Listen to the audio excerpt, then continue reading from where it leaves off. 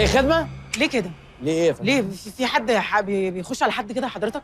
خير يا فندم، عاوزه ايه؟ عايزه ايه؟ ايه اللي عايزه ايه؟ هو ده مش معرض سيارات؟ سيارات؟ معرض سيارات اه. طيب هبقى عايزه اشوف سياره.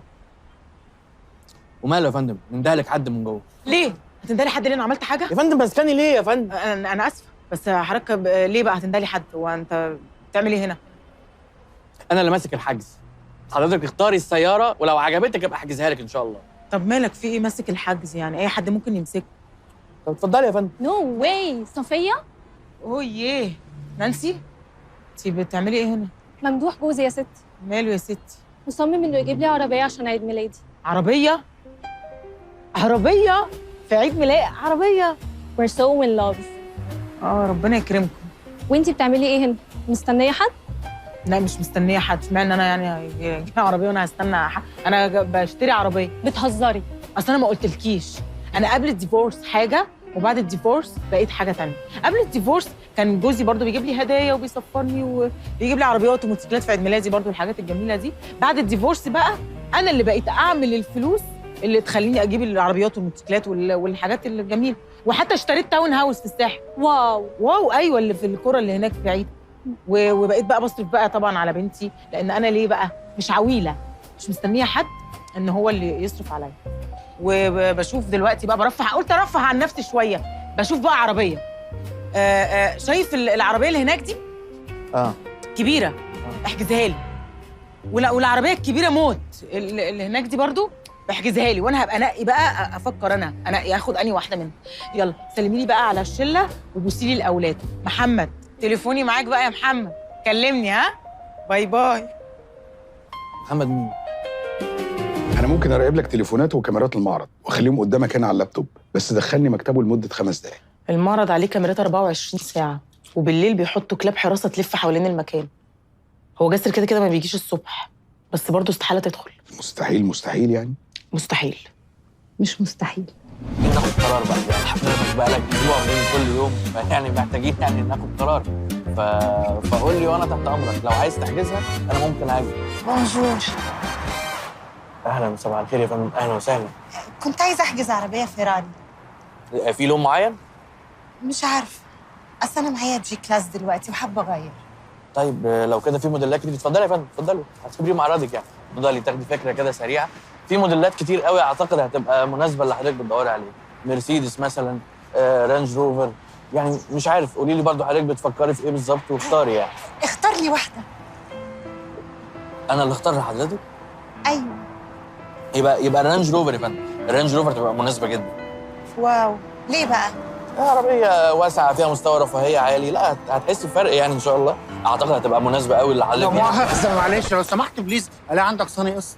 ثاني قسط؟ معلش. طبعا موجود كل حاجه، ممكن حضرتك ترتاح بس. طب هي دورة الميه فين؟ لا محصور عند السكر. دورة الميه؟ الميضة. افك ميه. الميضة اول يمين حضرتك. شكرين. اتفضل روح الميضة. معلش يا فندم بعتذر والله جدا. كملي بقى، احكي لي عن العربيه دي شويه. انجز. هو انت ازاي حافظ كل ده؟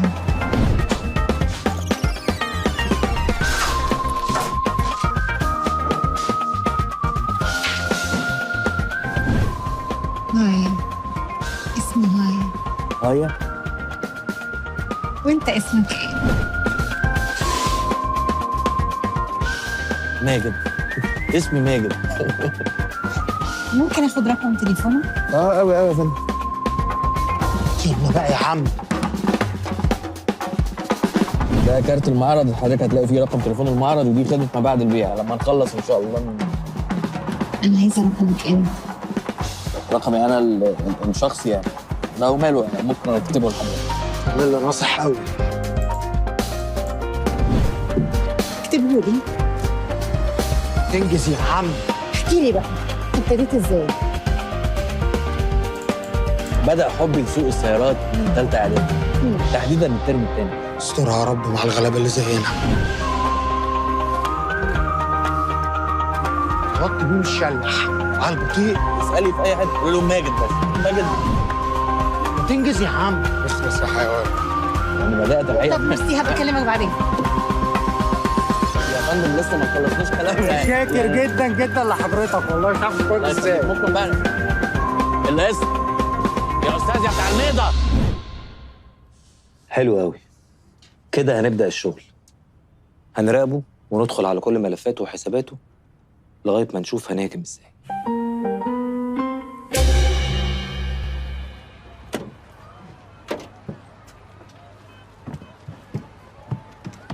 اقفل الباب.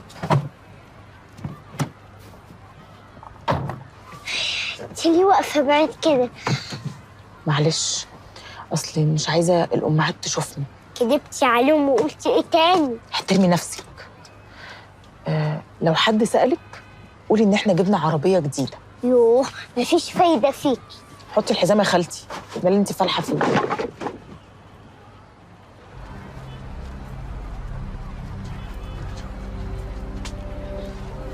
حسام، ازيك حبيبي؟ عايز ماما. ما تخافش حبيبي، ما هو احنا هنروح ناخد ماما وبعدين هنروح البيت عندكم. لما كنا عايشين مع بعض. تامر يا استاذ تامر، ما يصحش كده، مش عايزين مشاكل ارجوك. يلا يا حبيبي.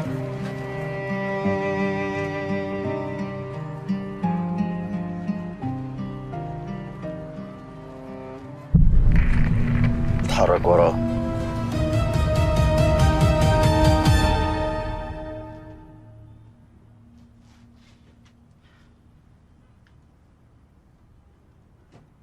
مساء الخير.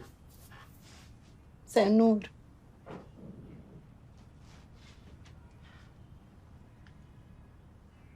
خلي بالك ها، ركزي بقى هتضيعونا. برضو اللي هنضيعكم.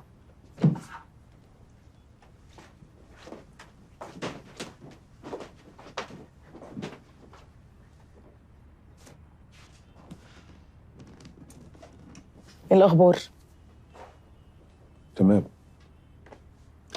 هو انت كنت بتعمل ايه في ATS؟ انت عرفت منين؟ مدرسه بنتي.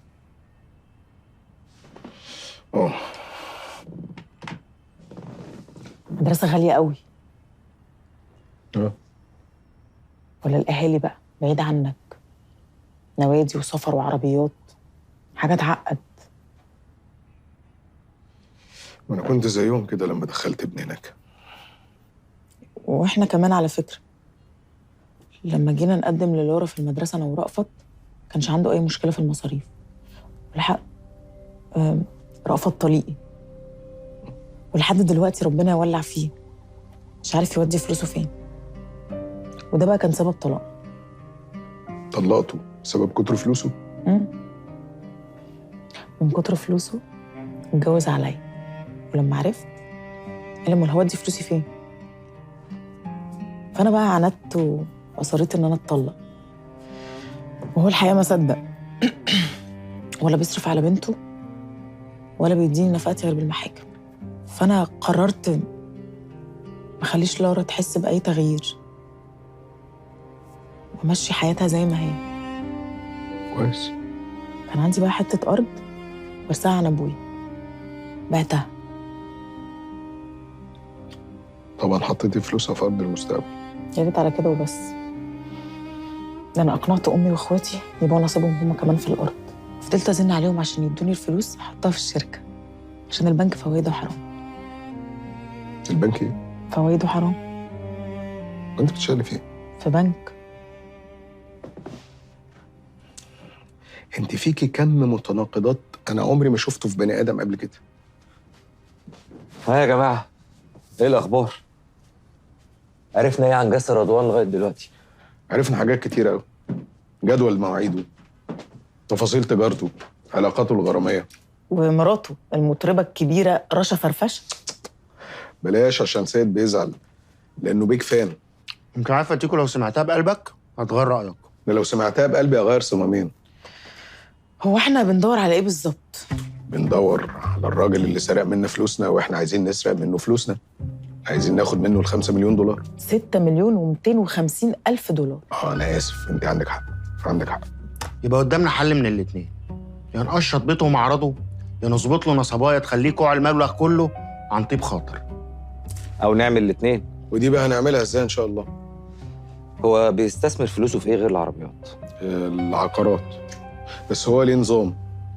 يعني هو دايما بيدور على العقارات اللي فيها مشاكل. حد مثلا عايز يبيع عقار بسرعه، عايز يسيل فلوس، حد متعثر عليه اقساط مش عارف يدفع الاقساط، بيدخل ياخد العقارات دي برخص التراب. وبيعرف يبيع العقارات دي بسرعة جدا وبمكسب معقول. باستثناء عقار واحد، محل بتاع مراته، ورث، بس واضح ان عليه مشاكل في حدائق القبه. وكل ده عرفته من اللابتوب؟ من الواتساب. لقيته بعت رسائل كتيره جدا لسماسرة عايزهم يبيعوا له المحل وهم مش عارفين يبيعوه. احنا محتاجين نلاقي عقار صاحبه مديون ومفلس ومضطر يبيعه بأقل من ثمن. او ندور على واحد مفلس وعنده عقار ونزور ورقه ونبيعه الجاسر. صح. إدارة الائتمان في البنك بيبقى عندها قوائم تفصيلية بالناس المتعثرة في السداد. دي طبعا معلومات سرية، بس أنا يعني أعرف واحد ممكن نضغط عليه. طب عظيم جدا. أنا كده مضطرة أعمل حاجة كنتش عايزة أعملها. ها، إيه رأيك؟ مش ممكن. شكرا يا صفية، دي تحفة. أخيراً حققتي لي أمنيتي. أنا عايزة منك خدمة. عينيا.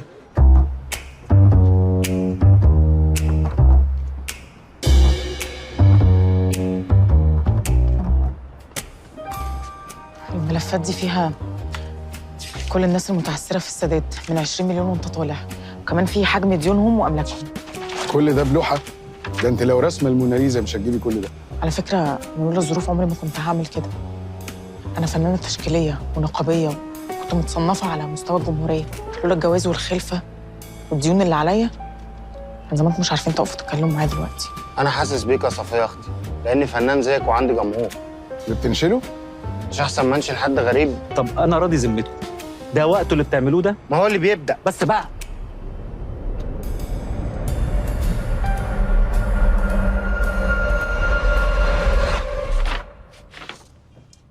سيادة، وانت بتعرف تقرا انجليزي؟ ريح. ها يا جماعه، وصلنا لايه؟ لحد دلوقتي في حوالي 120 واحد عايزين يبيعوا عقارات.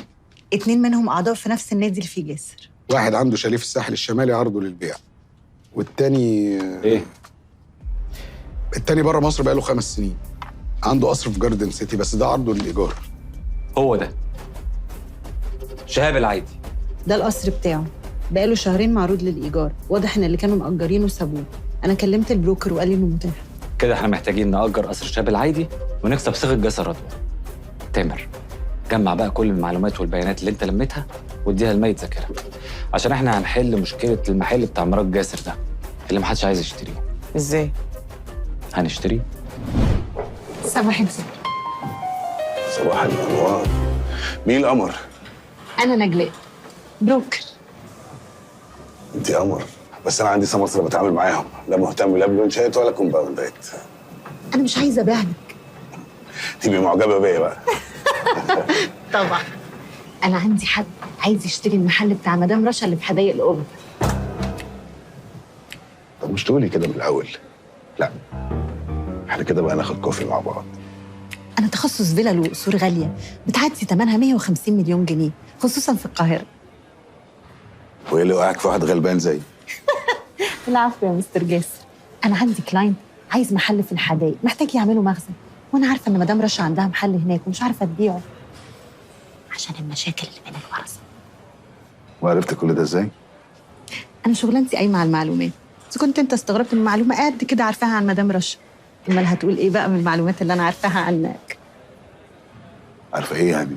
عارفة إنك اشتريت تاون هاوس قريب في بلو لاجون، أخدته ب 15 مليون وبعته ب 17، واشتريت 3 عيادات في أكواريوم مول، بعت منهم 2 ومستني الثالثة عشان تزيد، وأخدت فيلا صغنونة في لابيرلا هايتس، أخدتها من واحد دكتور كان متعثر مش عارف يدفع الاقساط اللي عليه، كسبت فيها 7 مليون، أنا كان ممكن أكسبك 12.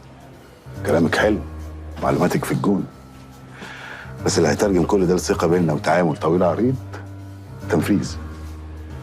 أنت عايز كام في المحل؟ احنا طالبين 4، ممكن نوصلوا لغايه 3. ولو جبت لك 5؟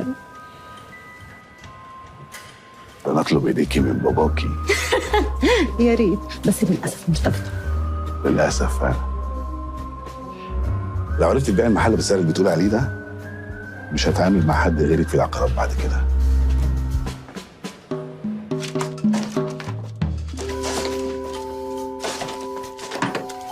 انتوا تفضلوا واقفين كده؟ ما تساعدوها.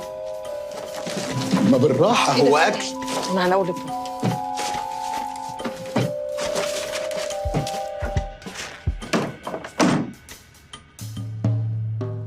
شفت؟ شفت. متأكدة انك مرتبطة؟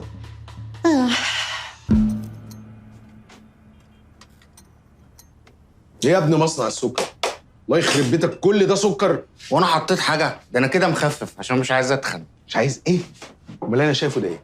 على الفاضي والله يا تيكو، الواحد مش لاقي ياكل وكرشه قد كده، مش عارف ازاي. وهو انت فاكر السكر اللي بتحطه ده بيتحرق؟ ده بينزل يهري في البنكرياس. لا ما عنديش بنكرياس انا، اللهم احفظنا. ده مش مرض، ده عضو من اعضاء جسم الانسان، ربنا خلقك بيه من يوم ما اتولدت. ده مهمته ان هو يفرز انسولين. لا ولا انسولين، انا وقفت افرازات بقى لي فتره. يا ابني بطل قرف وجهل بقى. بص انا ممكن ابطل جهل، لكن لا يمكن ابطل سكر، ده مزاج. هتعمى، السكر ده هيودي نظرك، هتعمى، هتبقى اعمى. الله اكبر في عينك. هيأثر على الكبد والكلى وجلطات في القلب. هيجي لك غيبوبه وتموت ونخلص منك. يا جدعان انتوا هتفولوا عليا ولا ايه؟ هو برنامج الطبيب؟ وبعدين كل واحد عنده عادات وحشه، انت لو دورت ورا كل واحد يا تيكو هتلاقي وراه بلاوي. على بطل سكر قال، ناقص تقولوا لي بطل ملح. على فكره الملح كمان فيه مشاكل. يا جدعان ما تكرهوناش في العيشه بقى. بس خلصنا. احنا بنرغي فيه واحنا بننصحه ليه؟ احنا اصلا مش طايقينه، تمام؟ فاحنا ما ننصحوش، لا بالعكس. كل سكر، كل سكر كتير قوي، وكل ملح، وحط السكر على الملح ودوبهم واشربهم عشان نخلص منك. المهم، انت تعرفي ايه عن زيت؟ انا ما كنتش اعرف ان الخزنه فيها فلوس. هو جاب ال5 مليون دول منين؟ عادي، ما هو قالك انه كان مودع معانا، مش شرط يكون خسر فلوسه كلها. وال5 مليون بالحسابات بتاعت دلوقتي مش كتير، وكده كده مش خسران حاجه، ما هو اشترى بيهم محل. محل ايه؟ ده محل عليه مشاكل وورثه، يعني كانه رمى فلوسه في الارض. هو ده بقى يثبت لك ان هو مؤمن باللي هو بيعمله، وانه هيرجع لنا الفلوس وهيرجعها للناس، او اني بضحك على نفسي ويبقى بيستخدمنا عشان يكوش على كل حاجه وبعدين يخلع في الوقت المناسب. تمام. يلا يا جماعه شفت؟ يلا تعالوا عشان عايزكم. طب يلا قوم بقى.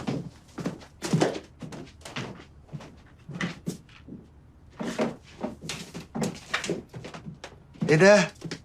عم ايوب بتاع مسرحيه الجوكر، احنا هنعمل مسرحيه؟ هنعمل مسرحيه والنصاب هيصدقها. ركزوا بقى عشان النهارده هنرمي الطعم، ولما السناره تغمز هندخل على مرحله جديده وهنبقى بجد ابتدينا ننفذ اللي اتفقنا عليه. نرمي الطعم والسناره تغمز، سمك، جمبري، طاجن بطارخ، جريت ريقه وجهها. ما تفكر في حاجه تاني غير الاكل. وهي الدنيا ايه غير اكل وستات؟ شبهك. لا انا ماليش في الاكل. ها يا جماعه مستعدين؟ هتعزمنا على سمك؟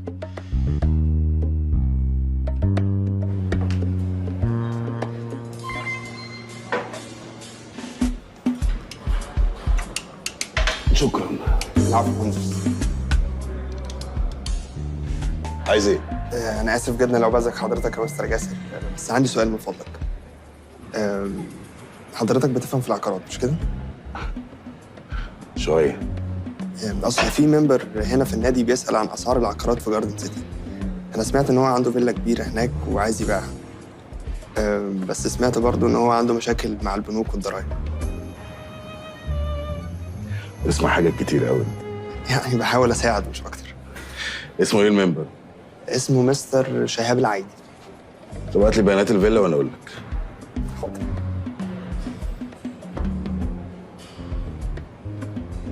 الو. يا استاذ ديب، بقول لك تسمع عن واحد اسمه شهاب العيدي؟ ده واحد معايا في النادي، سمعت انه واقع وعنده فيلا في جاردن سيتي عايز يبيعها. عايزك تعرف لي تفاصيل الفيلا والسعر وبسرعه، مش عايز كلام يرطرط، مفهوم؟ يلا سلام. احنا كده تمام. ايه اللي جاي؟ عايزين عقد ملكية الفيلا. انت هنجيبه ازاي؟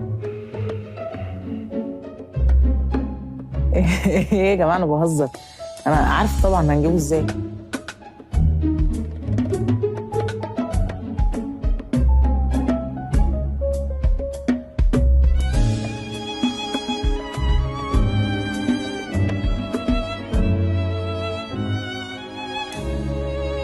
بتعملي ايه؟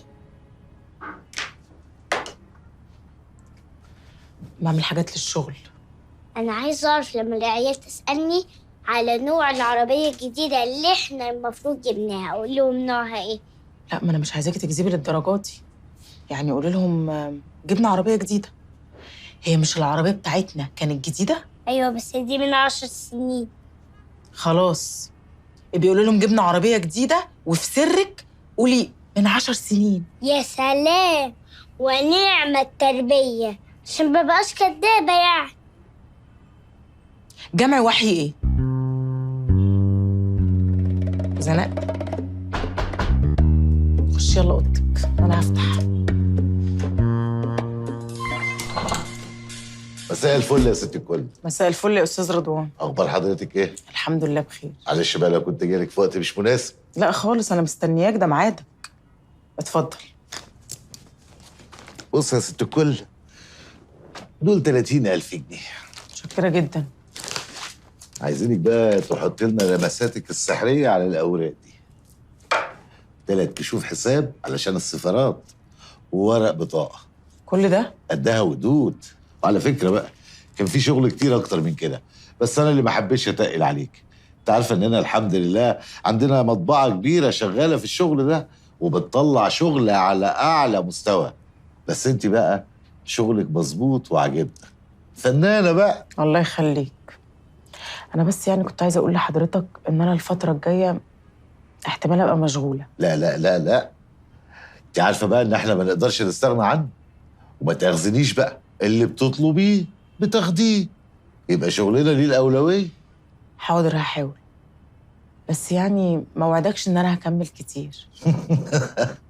سمعتها كتير. بص يا ست الكل، اللي بيدخل الكار ده ما بيعرفش يخرج منه. ليه بيتزنق جوه؟ طب والله دمك شربات.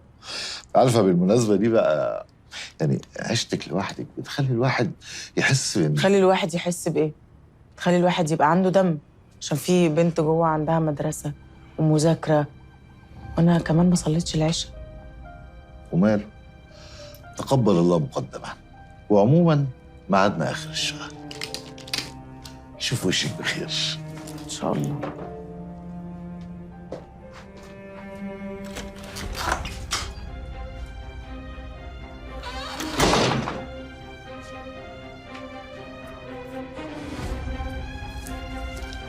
شكلنا هنجيب العربية قريب ولا ايه؟ اظن الفلوس دي هتغطي مصاريفكم لغايه اخر الشهر، بس هتتخصم من نصيبكم في الاخر. يا سيدي 50,000 من 10 مليون مش فارقه عادي. المحامي بتاع جاسر بيكلمه.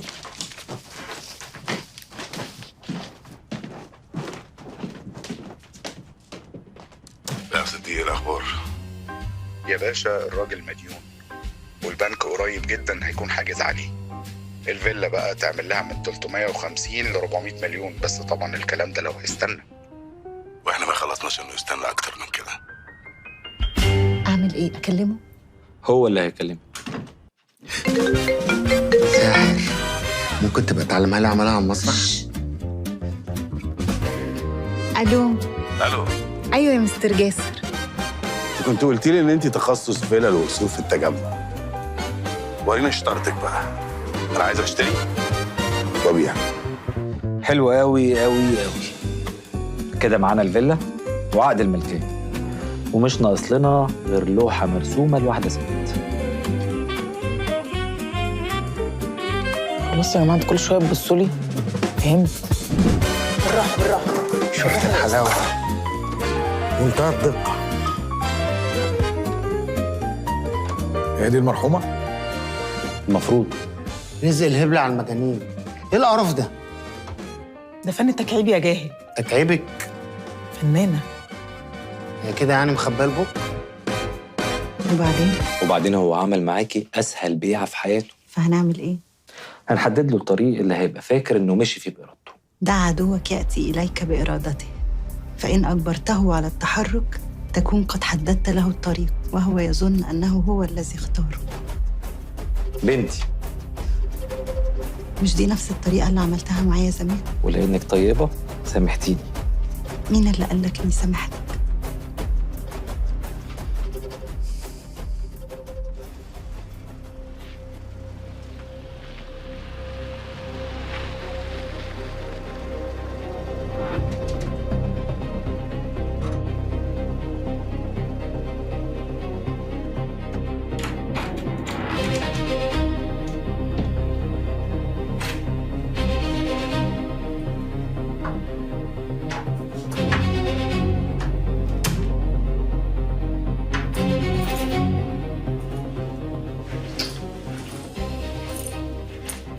مي يا ماما ايه اللي مصحيكي لحد دلوقتي؟ واحد صاحب اخوكي كان هنا. صاحب اخويا؟ هو خرج؟ ماما مين اللي كان هنا؟ ركزي معايا. مش عارفه. واحد جه سأل على نادر وانا عملت له شاي.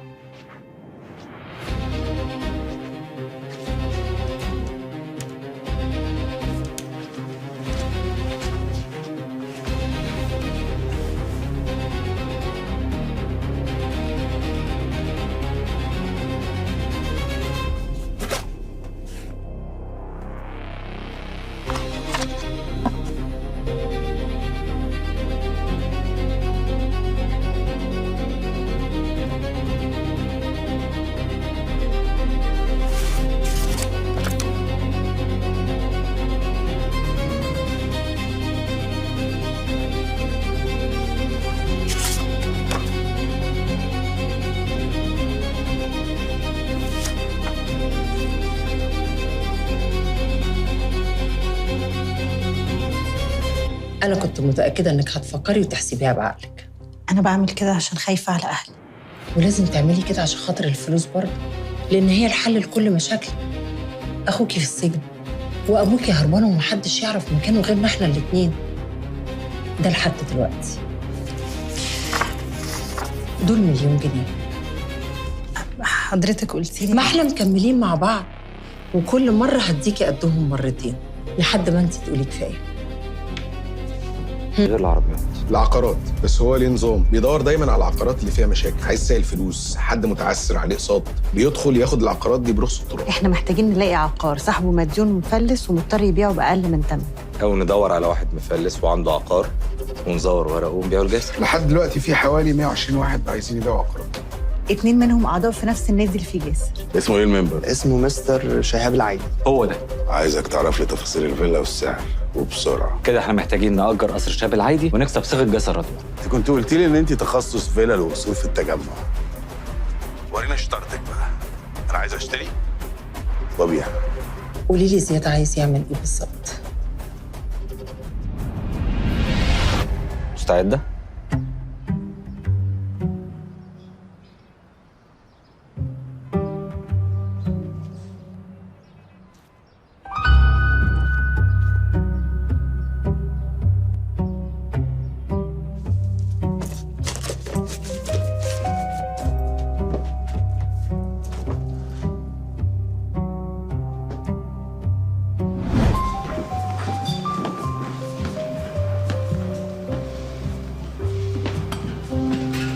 أنسة هيا، ازيك؟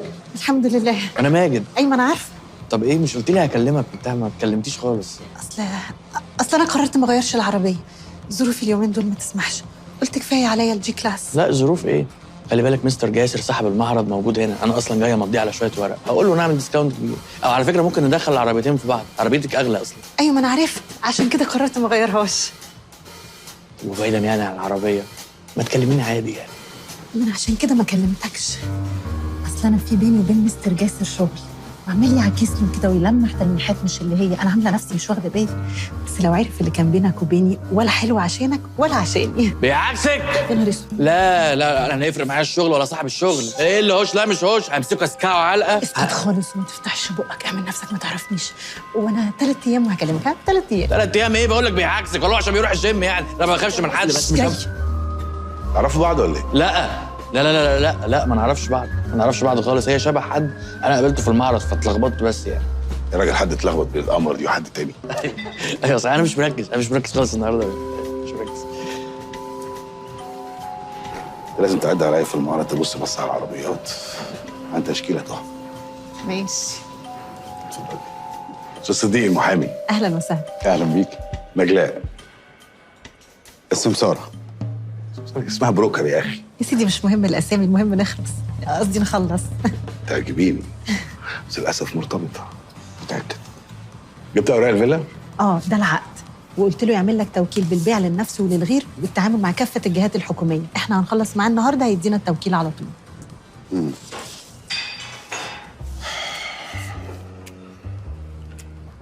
واحنا جاهزين بالعقد الابتدائي. عظيم. الفيلا ثمنها الفعلي 7 مليون دولار. انا طبعا فهمته ان السوق صعب وان هي ما تجيبش اكتر من 6 مليون دولار. 4. بلاش نضغط عليه قوي لحسن يسال بره ويعرف قيمتها الحقيقيه. وبعدين هو مرتبط بالفيلا قوي وما كانش راضي يبيع ابدا. انا اللي اقنعته انه يبيع. 4 هناخده في دوكا، ما تقلقيش. بس انت قلت لي اللي عندك اللي اشتريها مني. بس فيلا بالسعر ده برضه صعب تتباع بالسرعه دي. عندي 2. تعجبيني. انا كان ممكن اخلص مع اي حد فيهم بس انا اللي ما رضيتش. عشان معايا هتاخدي عمولتين قد كده. نظامهم ايه؟ واحد منهم عايز يدفع 8 مليون دولار، هيدفع نصهم بالمصري والباقي هيقسطهم على سنه. والتاني؟ هيدفع 7 مليون دولار كاش. خلينا في الكاش. انا قلت كده برضه. انا جبت منه عربون 50,000 دولار. قلت احنا نخلص النهارده مع مستر شهاب وهو هيجي لنا يوم الخميس. تعجبيني. متأكد انها مرتبطة؟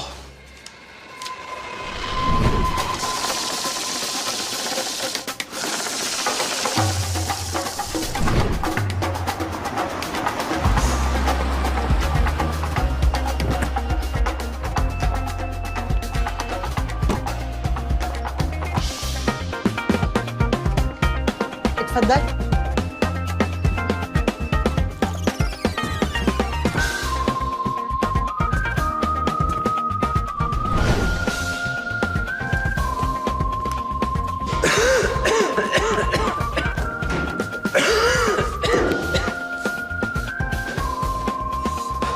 تعالى يا ابني تعالى.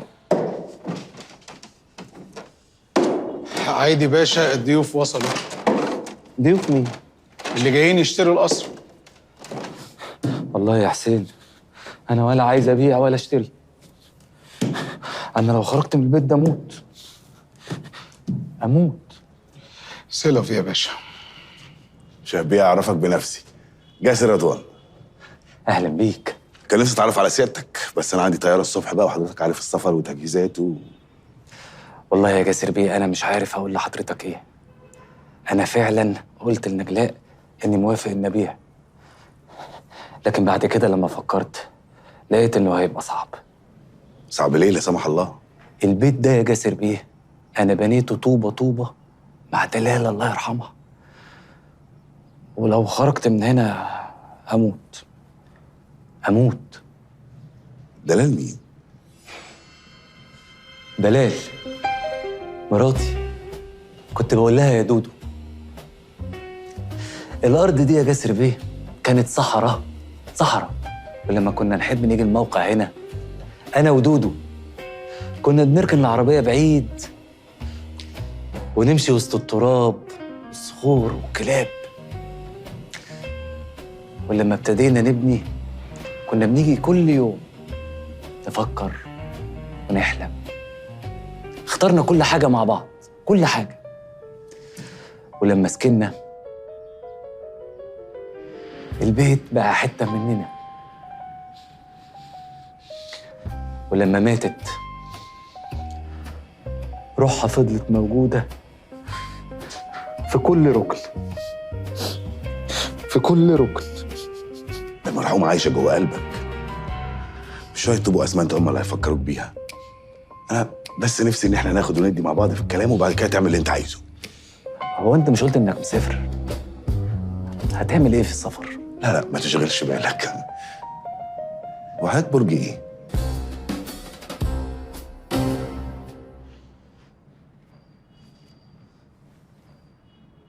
دول كام دول؟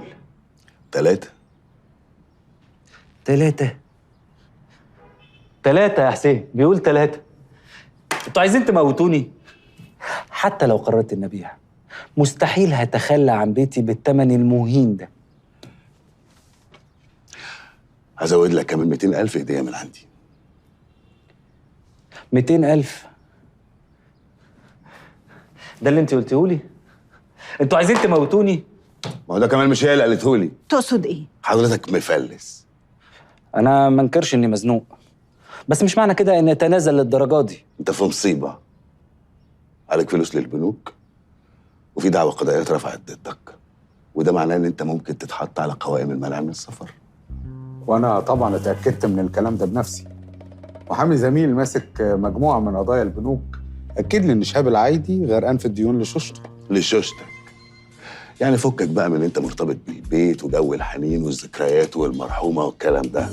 انت محتاج تبيع وتخلع. الفيلا قيمتها الفعليه اكتر من 8 مليون دولار. الفيلا قيمتها الفعليه صفر.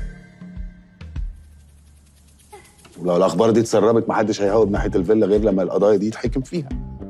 وده معناها ان الفيلا وكل املاكك هتتحط تحت الحراسه، ولو اتباعت الفلوس هتتصدر. وساعتها بقى مش هتلاقي حاجه تصرف منها في السجن. سجن؟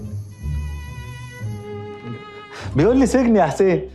انتوا عايزين تموتوني؟ صحتك يا باشا. سيلا في. مستحيل مستحيل. طيب انا عشان خاطر المرحومه دلال خليهم 3:30، بس في ظرف ساعتين تاخد حاجتك وتمشي. خلاص؟ خلاص. الفتحه نروح دودو. الفتحه على روحك انت. منك لله. مع السلامه يا شاب، ما تقلقش. دودو في عينيا. منك لله. خدوا كل حاجه يا حسين. خدوا بيتي يا حسين.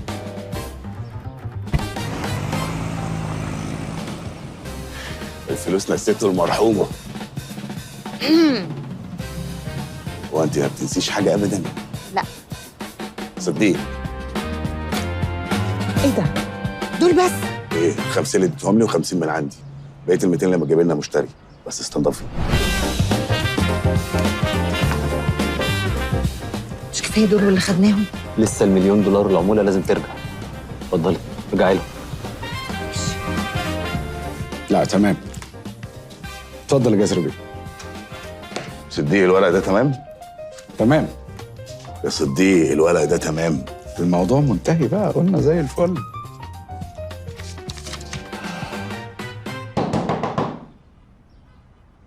بس نفتح الباب. مستر جاسر فين؟ مصيبه مصيبه يا مستر جاسر. في ايه؟ واحده بروكر اعرفها كلمتني تبارك لي على البيعه، ولما عرفت انها فيلا شهاب العايدي قالت لي انها لسه مأجراها نور الدمرداش من شهرين بس. الفيلا دي؟ ايوه، ولما قلت لها ان احنا قابلنا مستر شهاب واشتريناها منه استغربت جدا وافتكرتني بحور عليها، وقالت لي ان هو مهاجر بره مصر بقاله سنتين وموكل مدير اعماله انه يأجر له كل حاجته اللي في مصر. مهاجر بره مصر ازاي؟ هو مش كان لسه معانا؟ ما انا قلقت وشكيت، كلمت المحامي وعملت نفسي عايزه اشتري الفيلا، قال لي الفيلا مش للبيع اصلا. قفلت معاه وقلقت اكتر. طبيعي. قلت ادعبس على الانترنت، بص لقيت ايه؟ بص. مين ده؟ مستر شهاب العايدي. انت يا ابني اللي هنا! انت الحيوان اللي هنا! ايوه. انت المواد؟ ايوه انا. تبع مين؟ انت اللي مين؟ انا تحت امرك يا باشا. انا عندي عيال. لو خايف عليهم ترد عليا من غير لف ولا دوران بدل ما يتمهم لك. حاضر حاضر حاضر. حد مأجر الفيلا هنا؟ ايوه يا باشا، واحد اسمه نور بيه الدمرداش. صورة مين ده؟ ده شهاب بيه العيدي.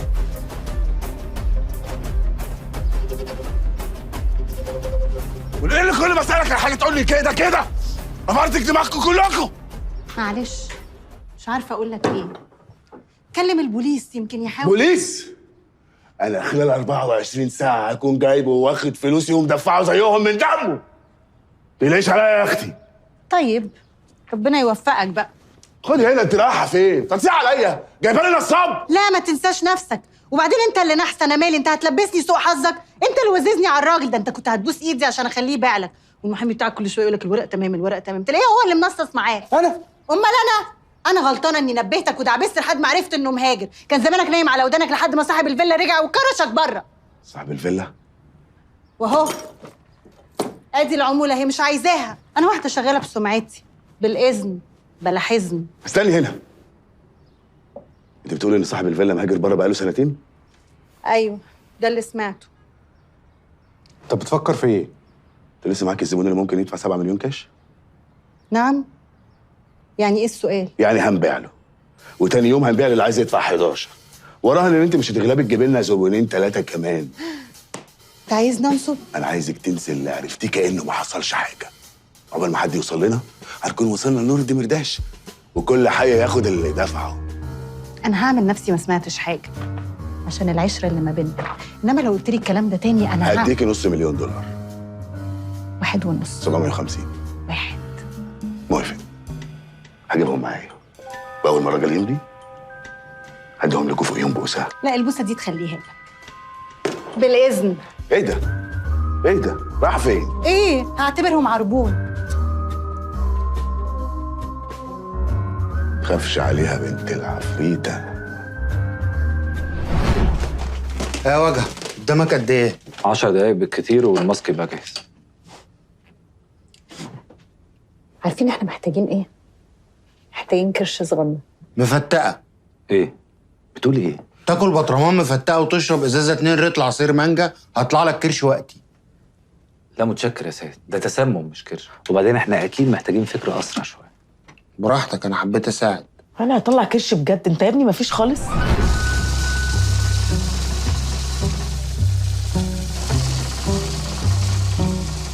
عملت التوكيل؟ اتفضل. كويس. انا مش مطمن. اقعد ساكت واقف على جنب وتعلم. عملت ايه مع البواب اللي بره؟ لا بالنسبه للبواب ما تقلقش، انا ظبطته. اعتبر واحد من رجالتنا. مستر جاسر، استاذ ابراهيم الفلاح.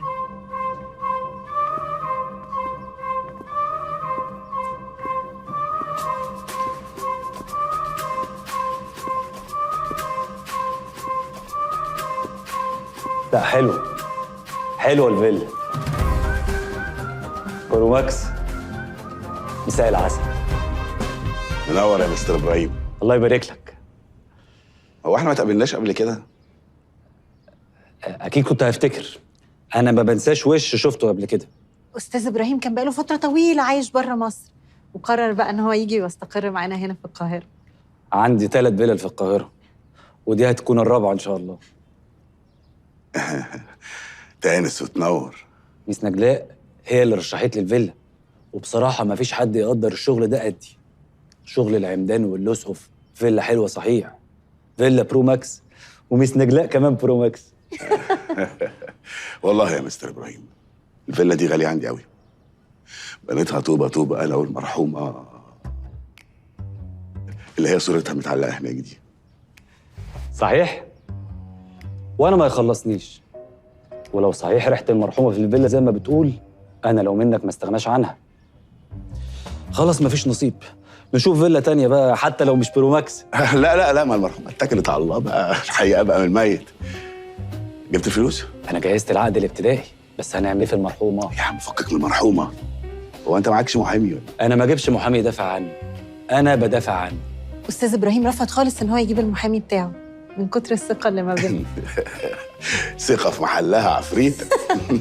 بس للاسف مرتبط. المهم التوكيل اهو. اتفضل.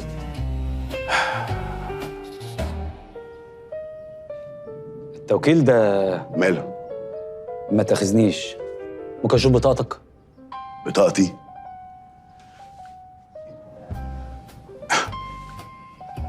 ماشي. بطاقتي.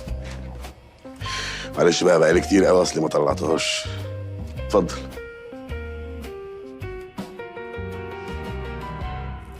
لا تمام برو ماكس. اكيد برو ماكس. في الفلوس هعمل لك بيهم تحويل.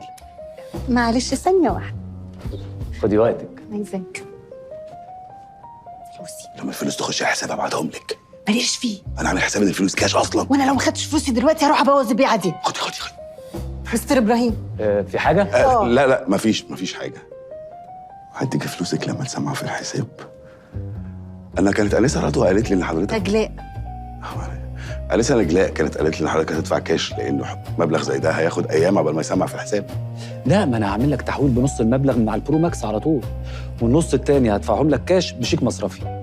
يبقى اهم حاجه اشعار التحويل. حويت انت. عيني.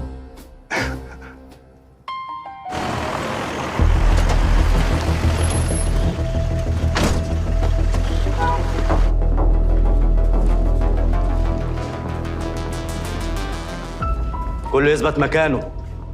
مش عايز مخلوق يخرج بره الفيلا.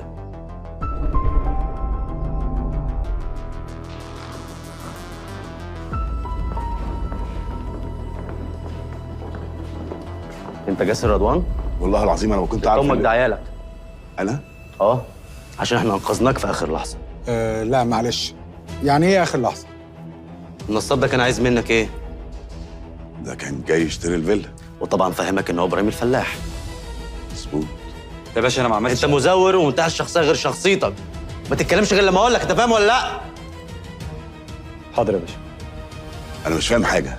جاسر بيه، احب اقدم لك النصاب زياد سعيد. لم شويه مقاطيع وبيسرح بيهم ومفهمه ان هو ابو الذكاء.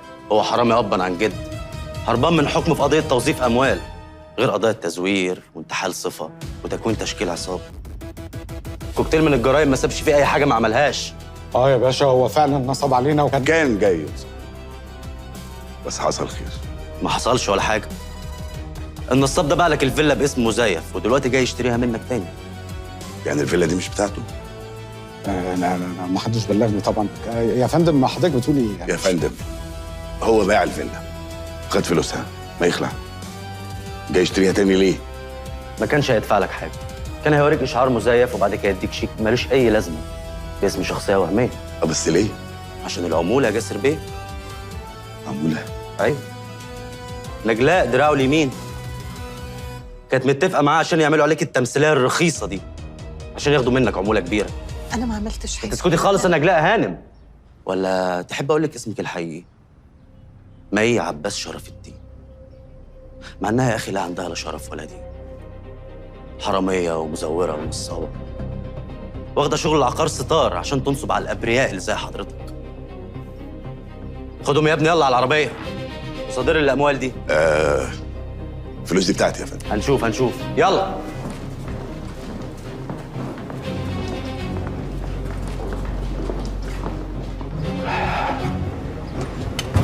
يلا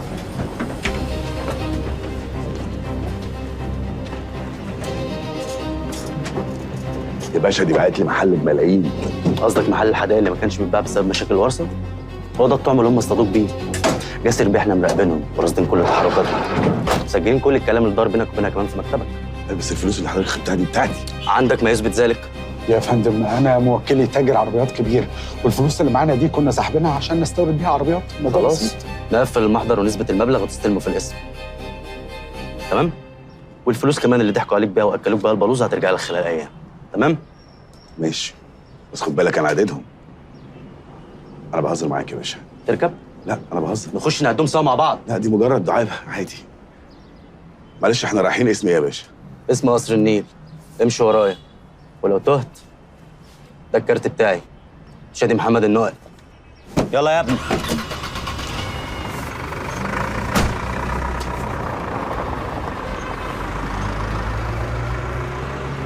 شفت اللي كان هيحصل يا صديق؟ مش عارف، ده لحقونا على اخر لحظه. الحمد لله المال الحلال ما بيضيعش.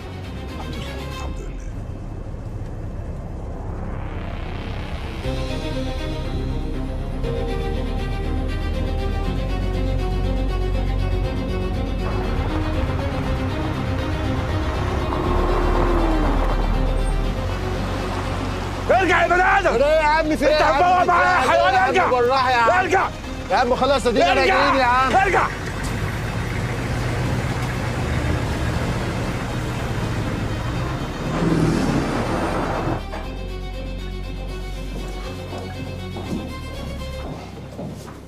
لو سمحت، فين مكتب شادي بيه النقلي؟ مين؟ مفيش حد هنا بالاسم ده.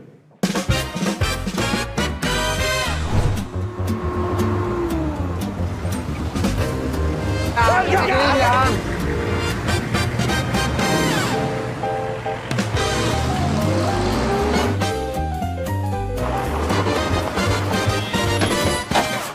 نزل يا ابن المتهمين دول يلا. هلا هتعمل حكومه. اثبت يلا. يلا تعالى لي. امسكي كويس قوي. هتحاسب انت رجاله؟ عينيا يا مستر. حبيبي. ايه ده؟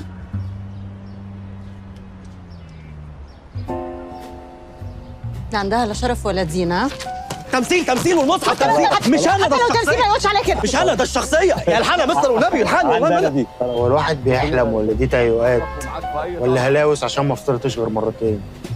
قمه السرياليه. يا اختي عيش عيشه اهلك بقى. اعرفكم بزميلنا الجديد شادي كمال، ممثل مبتدئ، وجه جديد يعني زي ما بيقول. كنت حاطط 2 مليون جنيه في شركه ارض المستقبل. اعرفك بتامر.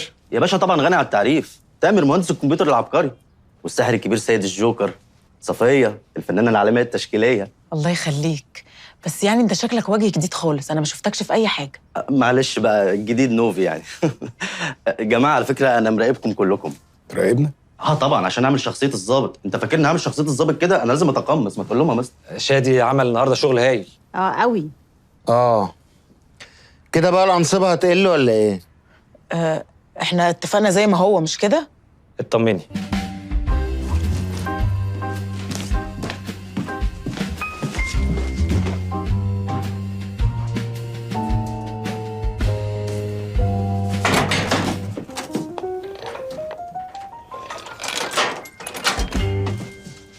طب احنا شغلنا كده مع جاسر خلص ولا ايه؟ شغلنا مع جاسر رضوان لسه ما انتهاش، لسه خبطه كمان هتخلص عليه وتدخله السجن بعد ما يكون دفع كل اللي سرقه. طب احنا كان لينا طلب. خير؟ كنا عايزين نشوف الفلوس. عايزين نشوف الفلوس. المبلغ كله بقى بعد اذنك. يا ريت يا مستر يعني والنبي.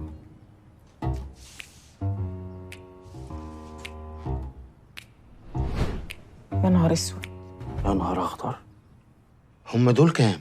4.5 مليون دولار. يعني يعملوا كام دول؟ يعني بعد ما نشيل منهم الفلوس اللي جبنا بيها محل الحدايق يبقوا 4.350 مليون. شوفوا بقى الدولار بكام النهارده؟ وانا طبعا ما اعرفش انت دافع فلوس قد ايه في ارض المستقبل، بس اعتقد ان الفلوس دي تغطي الخسائر اللي احنا خسرناها وتغطي كمان ال 2 مليون اللي انت دفعتهم. تغطي دي اتكلفت. واقول لك على حاجه، ويزيدوا كمان حلال عليك. وبالنسبه ل 10 مليون اللي انت كنت وعدنا بيهم كمكافاه، انا شخصيا متنازل ولا انتوا ايه؟ هو طمع. انا عن نفسي متنازله. بص حضرتك، احنا ممكن ناخد نصيبنا من الفلوس دي، لان اللي حصل حصل. انا بعت على جروب المامز ان انا اشتريت عربيه جديده، فمش هينفع بقى تصغروني قدام الناس. ده غير يعني الديون المتلتله اللي عليا. بس احنا اتكلمنا في الموضوع ده قبل كده واتفقنا انه مش وقته. ايه عايز ايه؟ انت. انا كمان معاهم اواجهه بصراحه.